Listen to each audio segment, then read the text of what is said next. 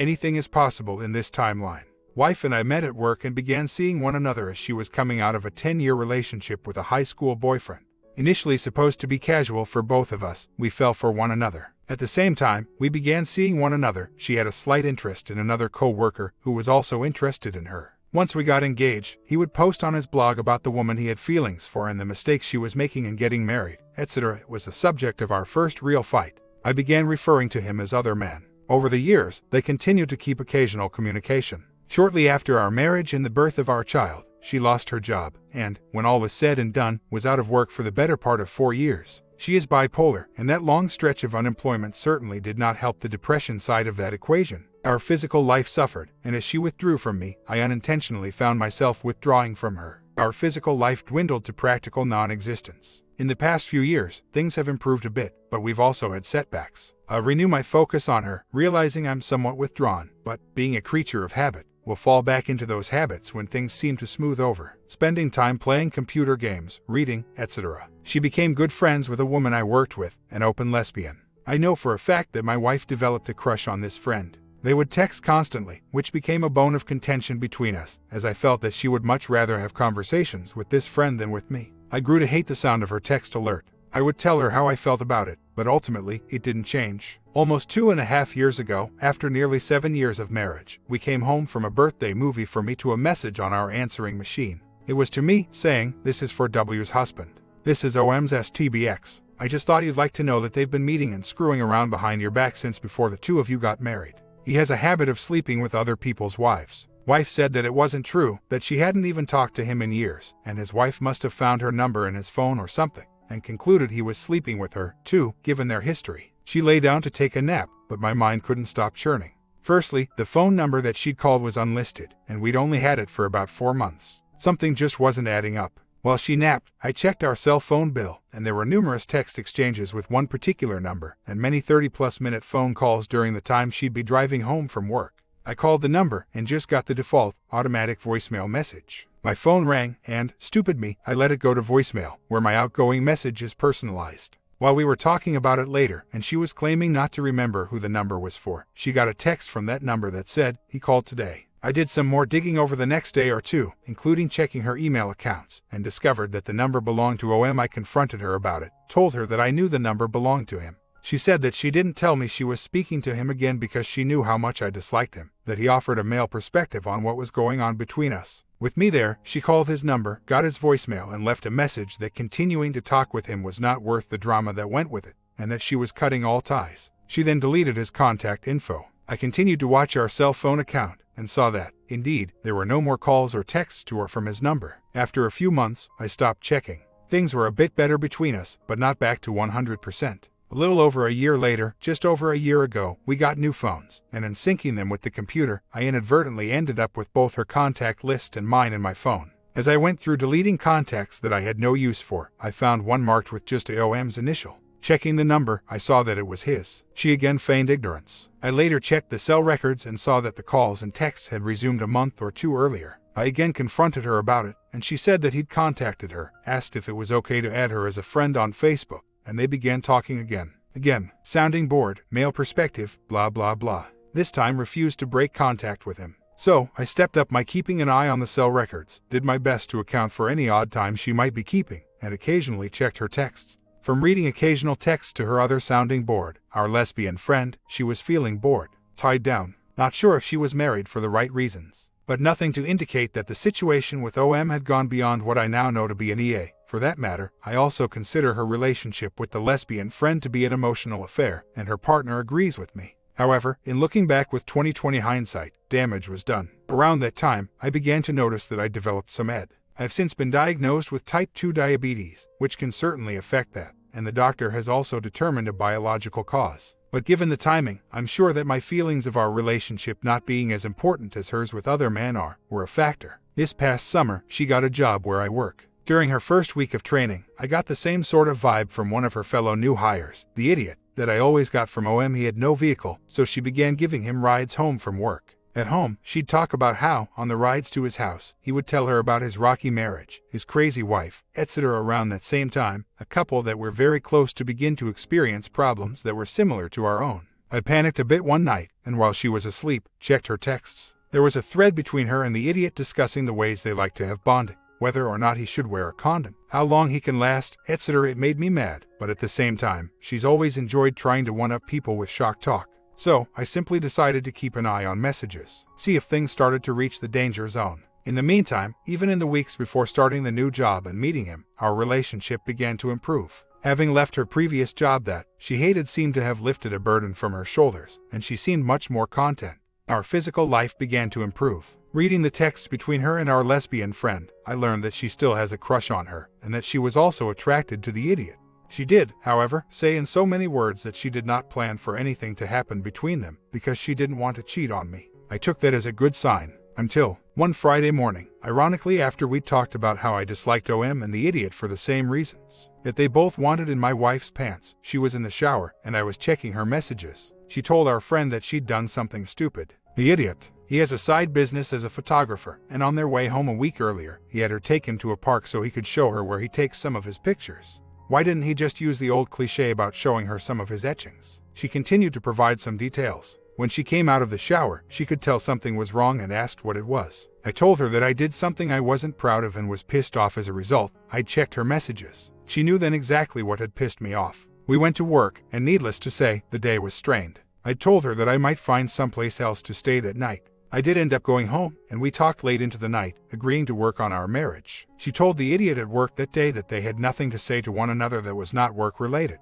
His only concern was that I would be mad enough to tell his wife. From taking him home, my wife knew her name and where they lived. We sent her a message through Facebook telling her everything. Surprisingly, she took it very well and let us know it wasn't the first time he'd cheated on her, but it would be the last. She was divorcing him. Clearly, she wasn't crazy. He just used it as part of his pickup routine. We very quickly made tremendous progress, although we weren't quite ready to be physically intimate just yet. 2 weeks later, I had to leave town for business. One night I was gone. She told me she was going out to eat with friends she hadn't seen in a while. Feeling paranoid, I checked our cell records and saw messages that day from a number I didn't recognize. And from OM that night, over the phone, we had a long fight about it, and I reminded her that the wounds were still fresh. It was going to take time for trust to be rebuilt, and that OM was always going to be a sore spot, at that moment in time in particular, given the circumstances. I was, and still am, convinced that his perspective at the time was, you finally cheated on him, but it was with some guy you barely knew. I've been patient. It's my turn. She countered that, with our lesbian friend having broken contact with her because she'd cheated on me and lied to the friend about some of the details. She painted herself in a slightly better light. She really had no one at all with which to talk about what we were going through. Probably a stupid move on my part, but I told her I wasn't going to be the villain and force her to break contact with OM if that was truly the case. But that once we were on more solid ground again, I most definitely would. Things have continued to improve between us. We both agree that we're putting more effort into our marriage and have both agreed to be more forthcoming if something is bothering us. Prevent problems and concerns, rather than letting them grow. Communication between her and OM slowed to a crawl, then seemed to stop until she was homesick one day a few weeks ago, and they had a 72-text conversation. Since then, however, no texts or calls between them. And here's where we get to the question of the subject line. Finally, I hear you all say, although we're in a much better place, I will occasionally get flashes of irrational concern, or of the mental images of her and the idiot that I formed from the details that I know of their one physical encounter. They seem to be more frequent with another work trip looming next week. Are flashbacks like this to be expected? If so, I know it's somewhat pointless to ask how long they tend to last, as everyone is different. I'm glad we've been able to continue working through this and have no doubt that our marriage is going to endure. But I sometimes just can't shake these nagging feelings of concern and paranoia. It's like I can see a few impending triggers on the horizon. My birthday is set, and last year, a mere 6 days after my birthday, my wife carried her very inappropriate conversations with a new co-worker to the physical level. I found out about 2 weeks later, on July 2nd. Since that time, whenever I think back to the surprise birthday dinner she organized for me last year, the images of that supposedly great evening with friends have what's like a DVD commentary track playing over it, reminding me that, during that same time, she was having physical conversations with him and was less than a week away from crossing over that next line. Being the weekend of D-Day, the 4th of July weekend wasn't all that fun, either. Since that time, we've begun reconciling and made progress. We've also had some setbacks, some major ones, at that nearly torpedoed the reconciliation and marriage. But things are improving again, helped greatly by our joint research and conclusion that she is a love addict and her seeking help and support for her addiction. This year, as my birthday approaches, it feels like it could be a trigger for me. Nothing major is planned. a night out for dinner and entertainment with a few close friends. I'm concerned that as we approach the anniversary of her physical affair and D-Day following shortly after, that whole couple of weeks is going to come flooding back to me like a kick to the head and gut. I've told her that it feels like I might trigger in the next few weeks, and she's prepared for it. I'd hoped that seeing them potentially coming would help lessen their impact, but instead, as my birthday draws closer, it's like it's becoming a self-fulfilling prophecy. Oddly enough, it wasn't anything to do with the affair that started my trigger this weekend. It was receiving word on Friday that an online game I've enjoyed for about 8 years is shutting down in December. Maybe it's because the news was about an ending. I don't know, but the OM and the affair were circling my thoughts all weekend. Yesterday, my wife confided in a friend, and this morning, in me, that he keeps popping into her head, too. She contacted her sponsor about it this morning and talked her way through, so as not to act upon it or communicate with him. A month later, wife and I have been making stellar progress towards our after a false start. But being that both of us plus work together, it can be a challenge sometimes. She's maintaining NC, but some mornings, like this morning, it's tough to not just pound him into hamburger. Wife and I walked into the weekly department meeting to hear him whining and moaning about how he goes so long without hearing from the woman he's so deeply in love with, who's in the military and stationed halfway across the country. How he's getting mixed signals from her and is trying to get an answer as to what, exactly, they are. Friends with benefit. Hearing him whine about how in love he's been with her for 4 months made me want to leap across the table, grab him by the throat, and scream, "If you've been so crazy about her for 4 months, why the hell were you trying to arrange a parking lot rendezvous with my wife 3 months ago? Dude, you're a predator. You have no conscience. You have no heart for her to break. I only wish I had some way to track down Miss Wonderful, so I could fill her in on what kind of scumbag has set his sights on her." Wife's having a rough day today. As we prepare for a group of new hires to join us, seating has been rearranged. The way we do it is to place the new hires where they're surrounded by experienced employees or adjacent to supervisors. Works pretty well. OM has already caused a break in that pattern. Because of the poor job he does, he has not been moved from the hot seat he was moved to shortly after coming out of training.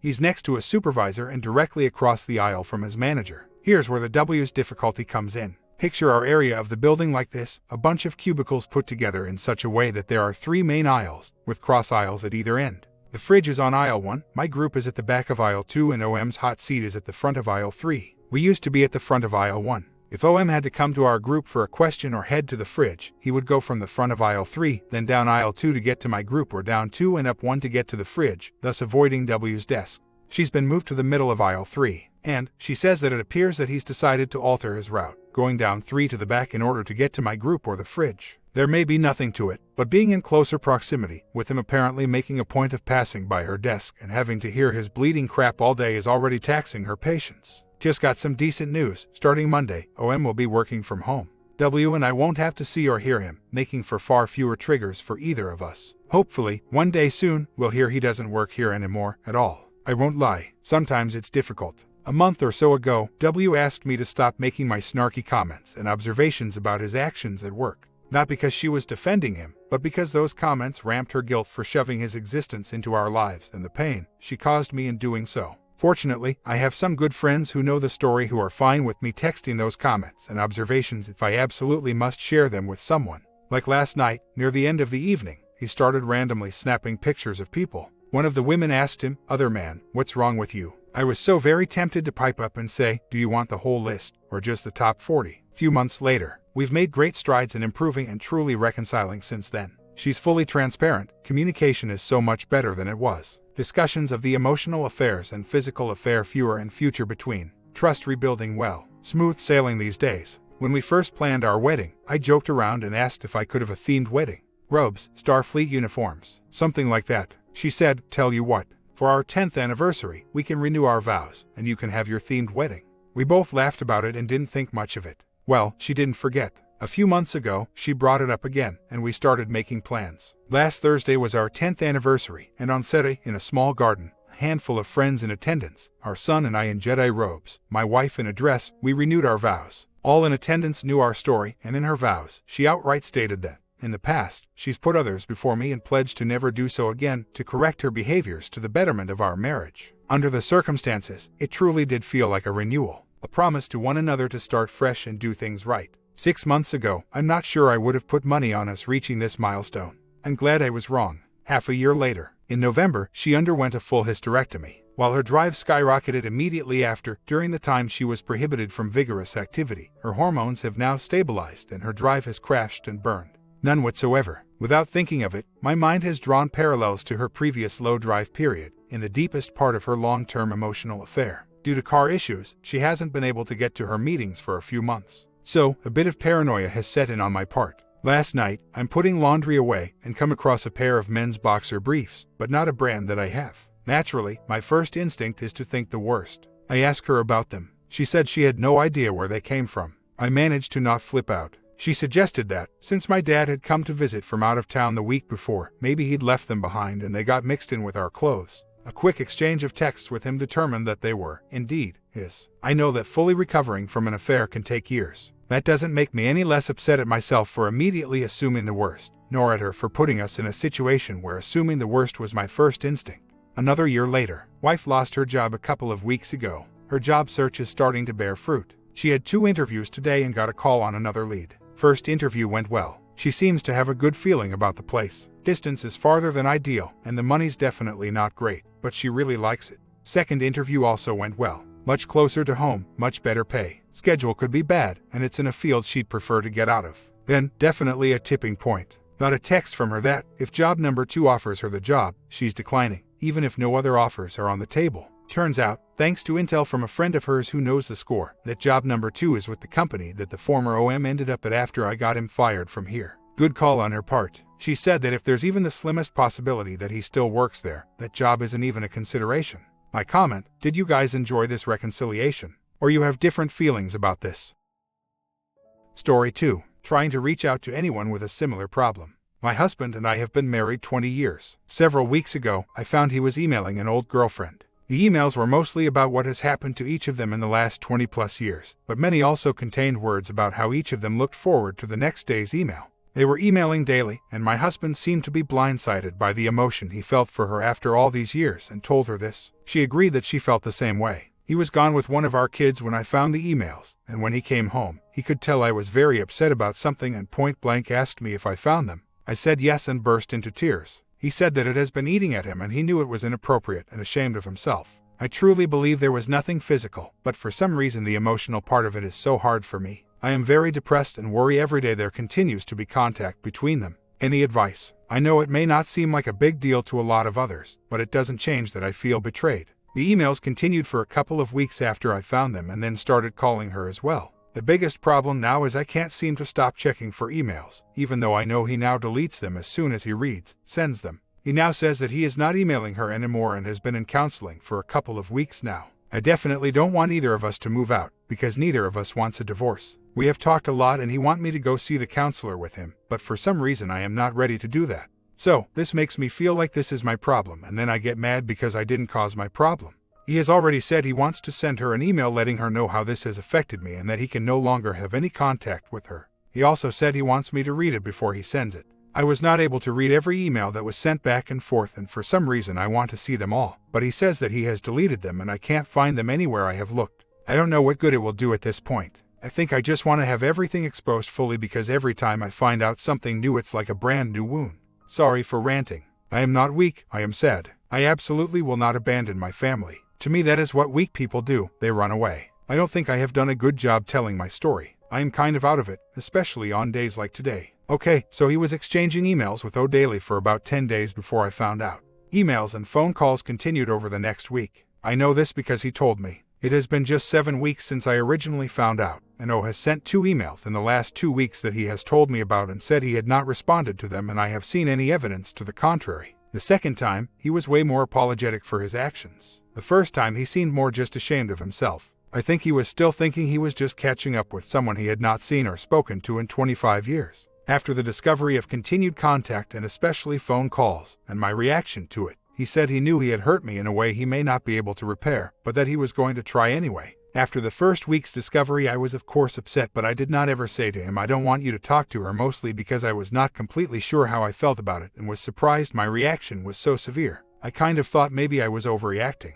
I am not trying to sweep anything under the rug, and he seems to want to hit it head on. I think I am a little afraid of any further discovery and how I will react to it, especially in front of a stranger. I don't care what my H sees or what he thinks of my reactions. Believe me, I have been mad too, and he has seen it firsthand. I didn't start this, but I have to deal with it. This sucks. Had pretty much an entire week just pretending nothing is wrong around here. I was really hoping after meeting with counselor he would be willing to talk a little more openly. It just seems like he knows I am still having a lot of trouble dealing with all of this, and just doesn't want to say anything and hopes it just goes away. Half a year later, it has been a crazy busy summer. Sadly, not so busy that I don't wake up every morning thinking how screwed up I still feel. D-Day was 9 months ago and it still feels like yesterday. So much hard work was done in the first 6 months and now it is just stalled. I don't even know where to go from here. He has done everything he can to reassure me, but I just can't convince myself he's sincere. I do think he is sincere, but I also think he would just like me to get over it. He would never say that to me though. I do still snoop from time to time and find nothing. I should add that this was an email, phone with an old college girlfriend.